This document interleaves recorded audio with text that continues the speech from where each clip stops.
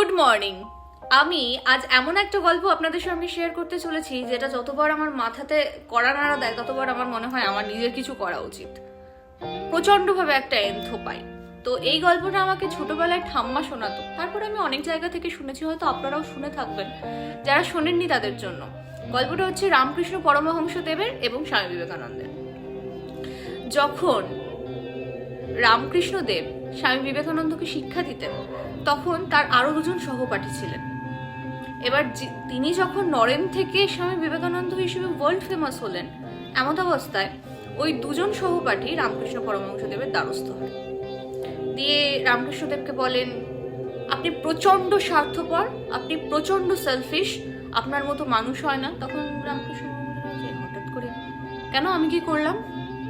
তখন তারা বলল, আপনি নরেন থেকে স্বামী বিবেকানন্দ বানিয়ে দিলেন, স্পেশাল ক্লাস করিয়ে, আমাদেরকে বলেননি, আমাদেরকে করাননি। তখন রামকৃষ্ণদেব বললেন, না, আমি যা করেছি সকলের জন্য সমান করেছি। ও নিয়েছে, তোমরা নিতে পারোনি। ওরা তো মানতে নারাজ, কোনোভাবে মানবে না, তর্ক বিতর্ক সৃষ্টি হয়েছে। সেই সময় রামকৃষ্ণদেব বুঝলেন যে না, এদেরকে এইভাবে বোঝালে হবে না। তখন তিনি বললেন, ঠিক আছে, তোমরা একটা কাজ করো, তোমরা সন্ধ্যা আরতির পরে দেখা করতে এসো। যথারীতি সন্ধ্যা আরতি শেষ করে দরজা দিয়ে উঁকি মেরে দেখেন রামকৃষ্ণদেব 10-এর অধিক মানুষ বসে অপেক্ষা করছে। তখন তিনি বুঝতে পারলেন যে ওই দুইজন আরো 13 জনকে বলে নিয়ে এসেছেন যে স্পেশাল ক্লাস হবে, চলো। বুঝতে পেরে একটা ছোট্ট কৌটোর মধ্যে একটা ডাস্ট ছিল, সেটা প্রত্যেকের হাতে অল্প অল্প অল্প অল্প করে দিলেন। এবার তারা তো বুঝতে পারছে না কি করবো, একে অপরের মুখ চাওয়াচাই করছে, তিলক টানবো না খাবো। সেটা বুঝতে পেরে রামকৃষ্ণদেব তখন বললেন, দাঁড়াও, আমি বলবো কি করতে হবে। সবাইকে দেওয়া শেষ করে উনি বললেন, এই সংমিশ্রণটা হচ্ছে বালি এবং চিনি গুঁড়ো করে করা হয়েছে। তোমাদের কাজ হচ্ছে এর মধ্যে থেকে চিনির দানাগুলোকে আলাদা করতে হবে। তখন সবাই বলছে, না, এটা কিছুতেই সম্ভব না, এটা হতেই পারে না, এটা কেউ করতেই পারবে না। তখন রামকৃষ্ণদেব বলছে, না, এটা করা সম্ভব, তোমরা চাইলেই করতে পারো।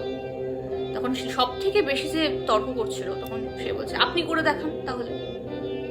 তখন রামকৃষ্ণদেব একটু হেসে পাশ দিয়ে লাইন করে পিঁপড়ে যাচ্ছিল, পিঁপড়ের ওপরে কিছুটা গুঁড়ো ছিটিয়ে দিলেন। পিঁপড়েটা খুব ইজিলি তার থেকে চিনির দানা বেছে বেছে নিয়ে লাইন করে আবার সারিবদ্ধ হয়ে চলে যেতে লাগলো। তখন রামকৃষ্ণদেব দেখিয়ে বললেন, দেখো তো, এটা সম্ভব কি অসম্ভব?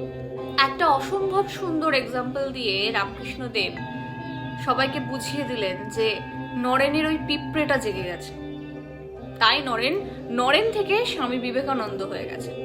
তোমাদেরও যেদিন ওই পিঁপড়েটা জাগবে, তোমরাও স্বামী বিবেকানন্দ হয়ে যেতে পারবে। সবাই সেই শুনে যে যার বাড়ির দিকে রওনা হলো। একটা অসাধারণ একটা এক্সাম্পল। যতবার আমি এই গল্পটা শুনি এবং যতবার আমার মনে পড়ে, আমারও পিঁপড়েটা জেগে যায়। তো আমাদের প্রত্যেকের না খুবড়িতে ওই পিঁপড়েটাকে জাগাতে হবে, তাহলেই আমরাও সেখানে তো পৌঁছাতে পারবো না, বাট হ্যাঁ, আমরাও কিছু করতে পারবো।